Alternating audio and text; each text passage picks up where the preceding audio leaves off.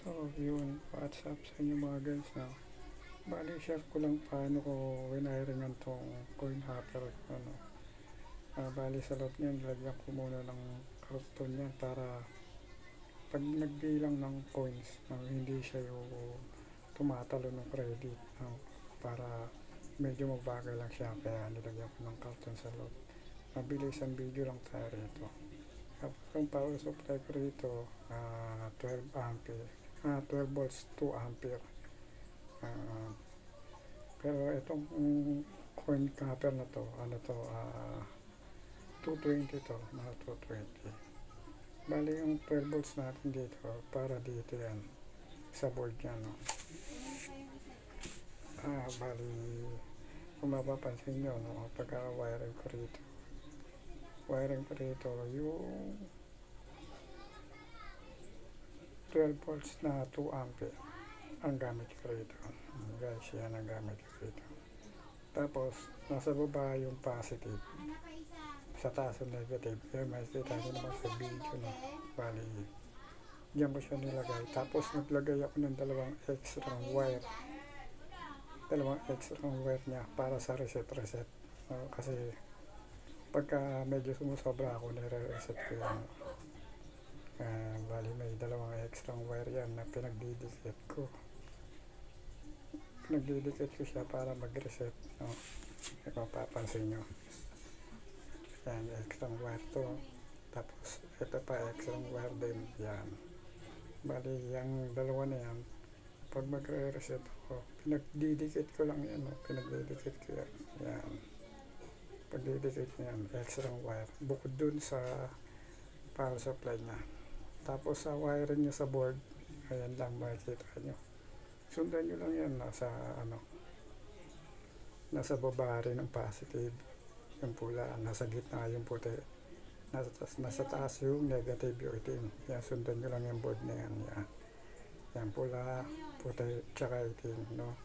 Tapos pag sinaksak nyo yan sa board ng hopper, no? Yan, pag ganyan lang din, makikita nyo. Yung itim yun nandun sa dulo, bali 4 lang yun. 4 yun, pero yung isa nasa dulo, babakliin nyo. Yan, hindi kasama yan. Yan. Ang gagamitan lang natin yung 3.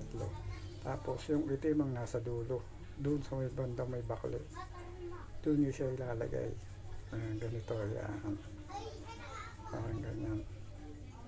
Yan, ganyan siya, nakakabit na siya. Basta babakliin nyo yung isa na nasa dulo, hindi natin kailangan yun. Itong 3 lang, no? Ayan, ganyan lang siya. Tapos depende sa inyo kung paano nyo siya gagamitin, kung pambibilang nyo ba siya ng coins. Lagay nyo na lang ng karton sa loob, no? Yung kada para hindi dire-diretso, kumbaga tama yung bilang niya, no? Kasi hindi rin ako rito eh. Ang gagawin ko sana rito, pang iwalay ko siya ng coins, no? Yan, pero ginagamit ko na rin naman siya pambilang. Sa bagay, di naman sumasablay. Okay pa rin naman siya na pang ko siya, pang shorting. Yan ang gagawin ko dapat yan. Pero ngayon, pambilang lang muna siya.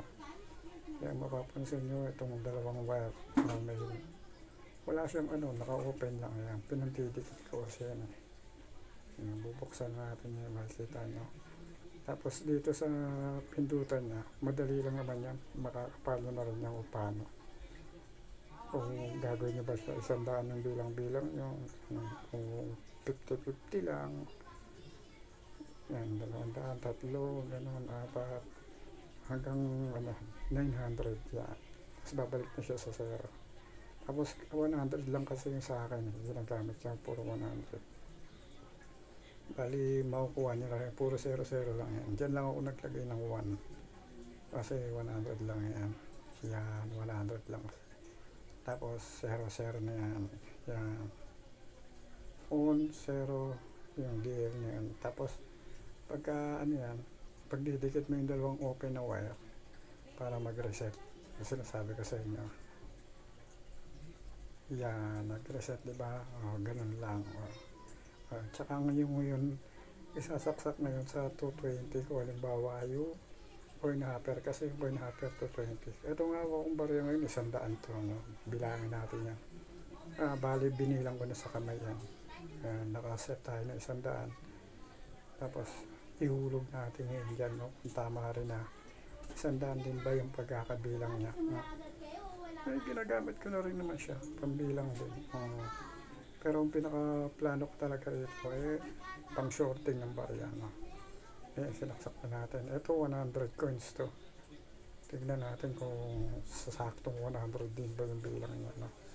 Ang pinaka 100 niya magiging 99, tapos pag 0 ulit yung 100 niya. Check nyo, di ba sinet natin yung 100, nalagyan na natin barya.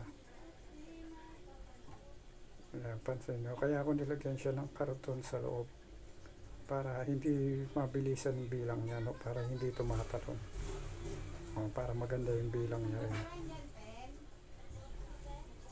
Ang plano ko rito pang shorting lang sana, pero nakakatulong din naman siya pang bilang.